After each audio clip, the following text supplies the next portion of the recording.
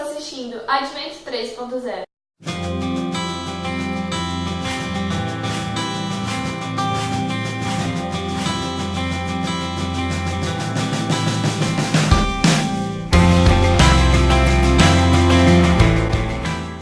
Oi, gente! Já estamos na 10ª lição. Daqui a pouquinho nós já estamos terminando a lição Reis e Profetas.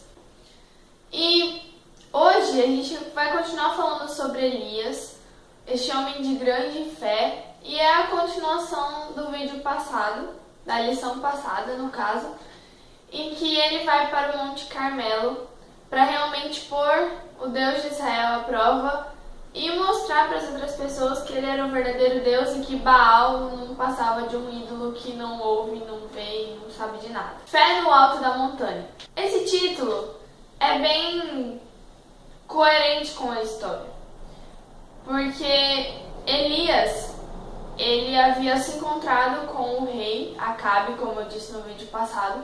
Deus falou que havia chegado a época de mandar o orvalho e a chuva de volta para o povo de Israel.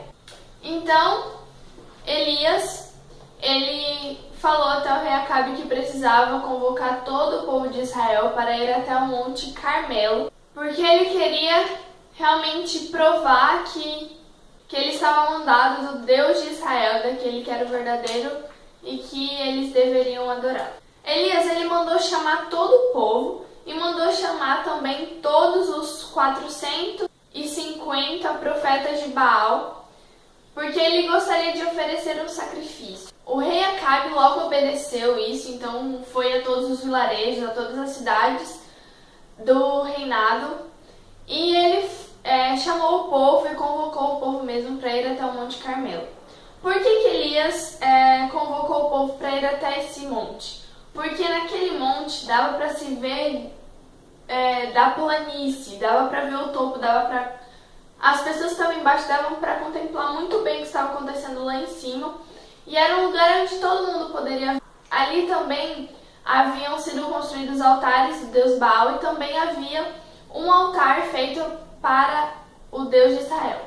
Então chegou o dia marcado e a hora marcada, então o povo foi até o Monte Carmelo e os 450 profetas de Baal, eles foram marchando até lá com o rei Acabe e a rainha Jezabel na frente, de uma forma bem imponente, para mostrar que eles teriam alguma confiança e que eles estavam confiantes do que eles estavam para fazer.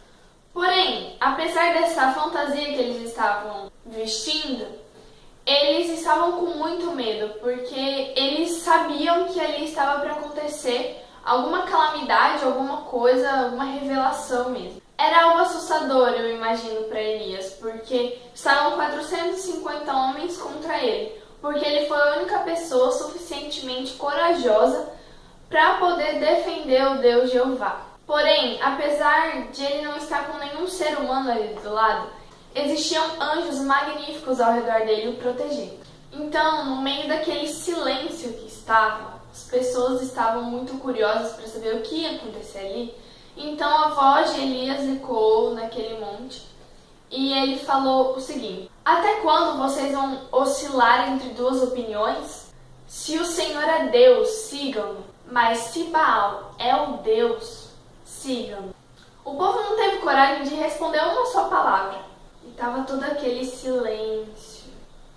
Então Elias, ele falou novamente: eu sou o único que restou dos profetas do Senhor, mas Baal tem 450 profetas. Tragam 2 novilhos, escolham um deles, cortem-no em pedaços e o ponham sobre a lenha, mas não acendam fogo. Eu prepararei o outro novilho e o colocarei sobre a lenha, e também não acenderei fogo nela. Então vocês invocarão o nome do seu Deus e eu invocarei o nome do Senhor. O Deus que responder por meio do fogo, esse é Deus. Então Elias falou assim: já que vocês são muitos, então faça isso primeiro. Eles estavam um pouco com medo porque eles sabiam que aquilo não era certo. Eles sabiam que o que eles estavam fazendo era um crime contra o Deus de Israel. Mas mesmo assim, eles quiseram permanecer no erro e continuar com aquilo, adorando o Deus Baal. Em 1 Reis 18, no versículo 26, tem um pouquinho da descrição como aquelas pessoas estavam clamando pela consumação do sacrifício. E diz assim: ó Baal, responda-nos. Com saltos e contorções e gritos, os falsos sacerdotes arrancavam os cabelos, cortavam-se e suplicavam a ajuda de seu Deus. Passou-se a manhã, já era quase meio-dia e não havia qualquer sinal de resposta.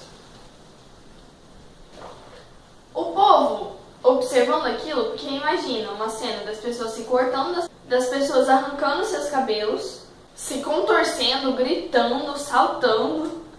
Eu ficaria bem assustada porque, imagina, um monte de doido fazendo aquilo, 450 homens fazendo esse tipo de coisa. Eles estavam tão empenhados em fazer isso, mas eles viam que não estava tendo uma resposta.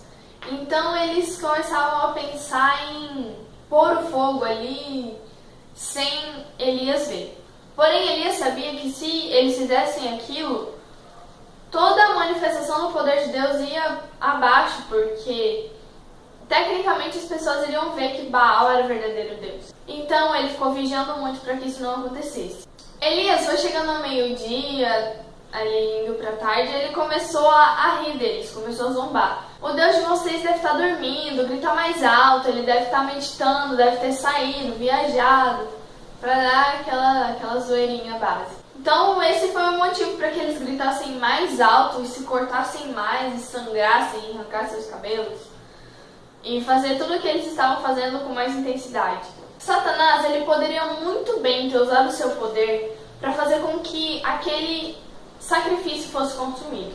Porém, Deus não permitiu que isso acontecesse, para que a manifestação do poder dele pudesse convencer o povo de Israel de que ele era o verdadeiro Deus. No final das contas, eles estavam tão cansados, tão loucos, tão machucados, que eles resolveram desistir. Então, já estava chegando o final da tarde. Elias ele foi reconstruir o altar que haviam construído para Jeová muito tempo atrás. Então ele pegou 12 pedras, colocou ao redor, fez uma valeta, colocou lenha. Então aquele seria o altar que ele usaria para Deus manifestar o seu poder ali no meio daquele povo. Então Elias ele pegou o sacrifício, colocou em cima da lenha e pediu para que alguns servos trouxessem jarros de água para ele. Então vieram uma vez, derramaram em cima do sacrifício uma vez. E repetiram isso mais 3 vezes, ou seja, 4 vezes eles derramaram água sobre o sacrifício. E a valeta então se encheu para tornar tudo aquilo muito mais incrível. Então depois disso ele convidou o povo para se humilhar diante de Deus e reconhecer que ele era o Deus verdadeiro. Após isso, ele se ajoelhou, se prostrou, ergueu suas mãos ao céu e orou silenciosamente a Deus, uma oração sincera que faria com que aquele sacrifício fosse consumido. Elias, ele terminou a oração, então o fogo veio do céu como relâmpagos brilhantes e consumiu todo o sacrifício, inclusive a água que estava ao redor, nas valetas e tudo mais, inclusive as pedras também. O povo, ele presenciando tudo aquilo, eles realmente viram que Deus era o Deus verdadeiro e eles se lembraram do Deus em que seus pais confiavam. Depois que os sacerdotes viram tudo aquilo acontecendo, eles ficaram morrendo de medo, é óbvio. Porém, Deus falou a Elias que ele deveria mandar matar todos eles. Essa história é uma história muito incrível, em que nós podemos presenciar a bondade de Deus e a manifestação do seu poder grandioso. Algo que me chama muita atenção é até o próprio Satanás ter que pedir permissão para Deus para fazer algo. Deus ele não permitiu que Satanás usasse seus poderes para que aquele fogo fosse consumido do povo de Israel que estava, infelizmente, na idolatria. E algo que me chama muita atenção também é a grande fé que Elias demonstra. Eu admiro muito a fé que Elias tem, porque deve ser fácil realmente você ir totalmente contra aquilo que todos acreditam. Mas essa deve ser a nossa atitude. Porque nós devemos, como cristãos, nós devemos ir na contramão do mundo. E foi exatamente o que Elias fez. E Deus, Ele gosta de pessoas de ação, pessoas que façam as coisas para Ele, pessoas que peguem a missão e façam. Tenho um grande desejo de ser como Elias. E eu espero que a nossa fé possa ser renovada sempre. E na lição, no dia de sexta-feira, aí está dizendo que a fé é um exercício, e realmente é. Assim como nós vamos na academia e o nosso músculo vai se fortalecendo, assim também a nossa fé. A nossa fé ela só pode crescer, só pode aumentar quando nós a exercitamos. Bom, gente, eu espero que cada um de nós exerçamos a nossa fé para que nós tenhamos confiança em Deus e plena certeza de que Ele vai nos conduzir a cada momento. É esse o vídeo dessa semana, a lição dessa semana. Que Deus possa estar com você e que a nossa fé possa aumentar muito. Um beijo e até o próximo vídeo.